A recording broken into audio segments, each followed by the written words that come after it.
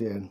After quite a long gap, I'm doing another review connected to the Olympus OMD 5 camera, talking about a very economic lens that you can buy, surprisingly economic for a telephoto lens, 40 to 150mm, f4 to 5.6. I purchased this lens locally for only £25. It's one of the lenses from the sort of budget range with a plastic mount.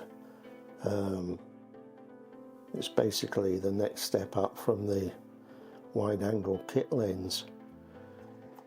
Normally these lenses are fairly atrocious quality, but in the case of this Olympus lens, it's quite easy to pick up anything between £15 and £40. The quality is surprisingly good.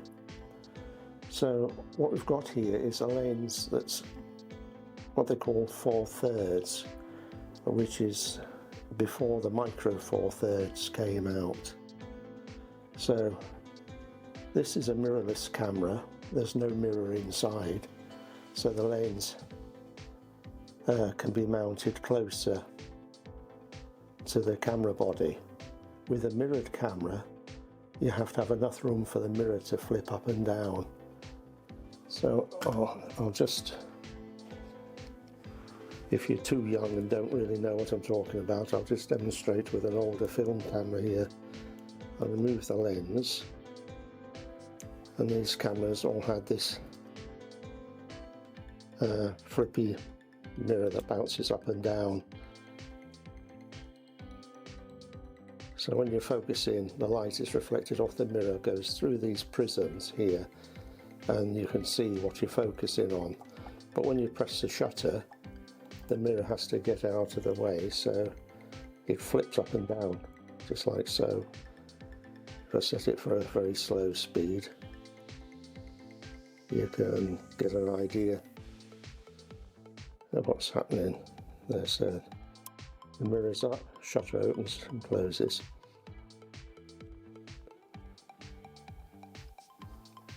So these older Olympus and Panasonic lenses made for the 4/3 system can fit on the mirrorless camera. You need this spacer, and these spacers used to be really nice and reasonably priced. I personally bought this spacer for £15, and if you find some of these older 4/3 lenses and want to use them on your Olympus or Panasonic micro 4/3, only buy the spacer or the adapter with the electronic contacts, because without those the lens won't focus, the aperture won't close down. It's a total disaster, so you have to have those contacts on. Unfortunately they're bumping up the price now, so I couldn't see anything on eBay for under £30.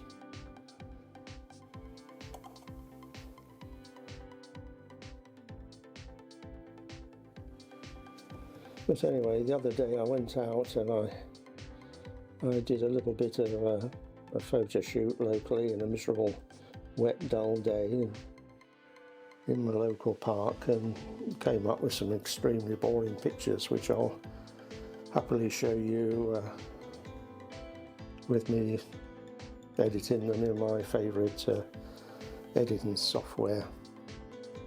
So that's a nice treat for you coming up shortly. And just to give you an idea of these 4/3 lenses, you go from the budget lenses to these wonderfully built old lenses where the quality is absolutely great at every aperture and every setting. Very heavy, shower-proof, robust lenses. This is a 50 to 200mm which is the equivalent to 100 to 400 mil in full frame terms. This lens on the OMD 5 model focuses quite well on the autofocus. Some of the bigger lenses like that one, you can't really use it on this camera other than manual because the focusing hunts back and forth. You have to have like an OM1 series lens or upwards to get away with it. But I started my Olympus videos on what a good budget buy this is, and it still is a good budget buy, because for around about £200 camera body, lens, etc., you've got a budget outfit into telephoto photography. So next thing, I'll take you right on to the editing. Here we are in DxO Studio. Now then, this is one of my Olympus images with that lens. You see, this is on move mouse here, 150 mil, so that's the equivalent of 300 millimeters in a full frame.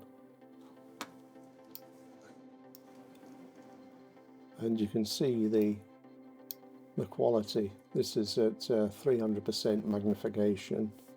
Well, 3 times more than 1:1 pixel size. So no problems there. DxO is a wonderful piece of software. If I can just put your attention down here where the mouse is going on the bottom region here. You see this frame here, the camera was set to do the JPEGs at 16:9 size, so it'd be ideal for viewing on a video, but the raw images come out as a full micro 4/3 size, so you can set the camera up to do square images on JPEG or whatever shape you want, 2:3, but the raw images will always have the full size that was taken. So if I have a look at this image here, some scaffolders at work, double click on it, it goes straight into the editing software. Now again, this is at 100%.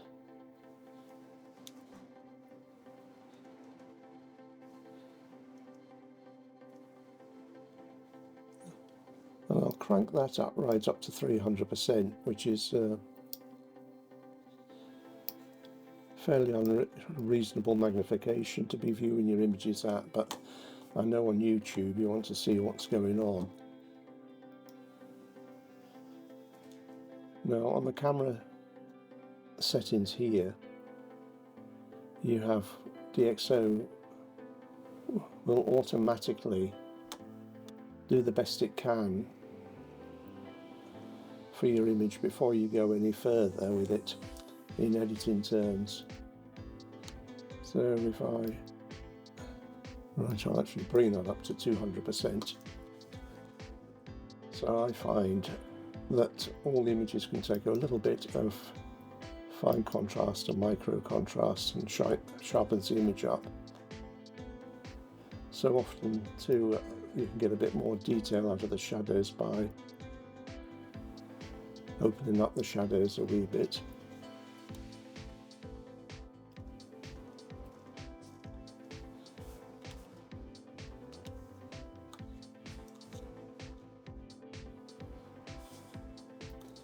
Another great thing with DxO stuff is that,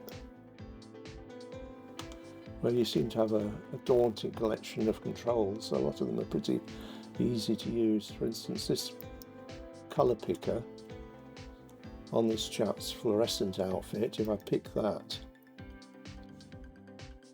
I can remove just the saturation from that group of colours there, which makes him less of a feature. And then if I want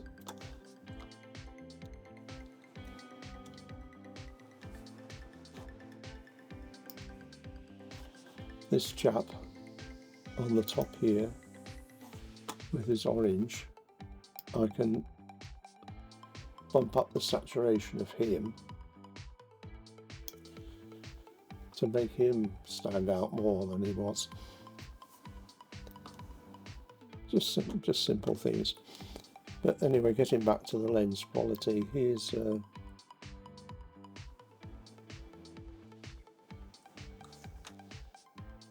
image of Carlisle's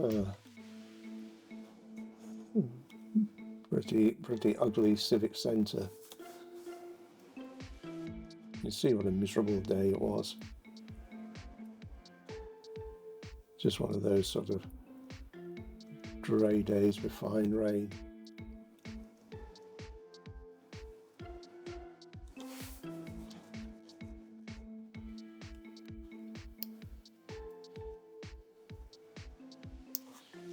DxO allows you to mess around with the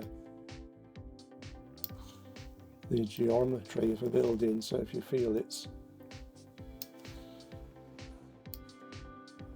sort of looking a little bit distorted like this one is here,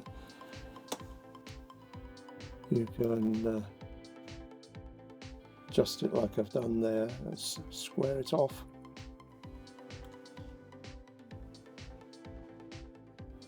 So now we've got the building looking as if I was almost at eyeball level with it. And when you're happy with that, you just press apply, and then you can save that image as a JPEG or whatever you want for printing.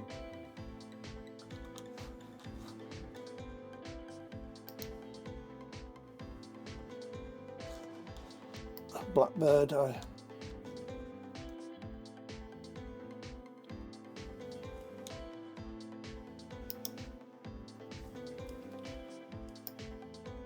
we bring out the blacks a wee bit and the shadows.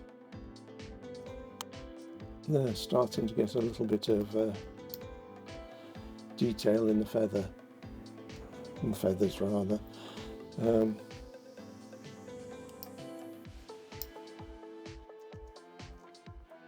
So I think this shows in a rather clumsy, disjointed way that this lens is quite a lot of value for money.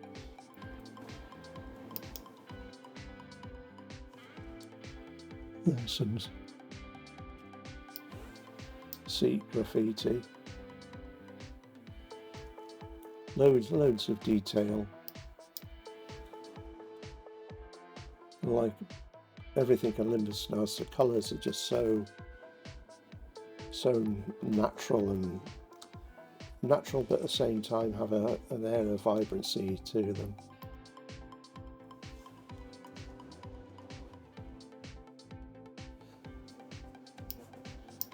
Here there's somebody's wonderfully secure padlock that can be removed in 30 seconds with an angle grinder.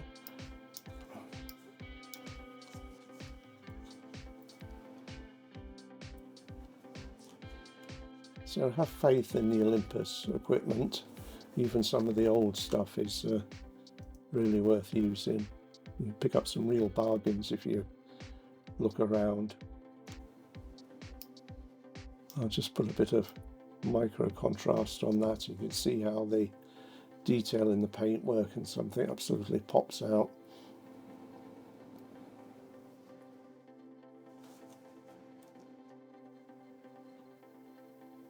And that's the JPEG from the camera at 250%.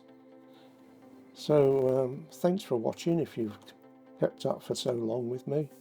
I appreciate it, and please subscribe. Thank you. Goodbye.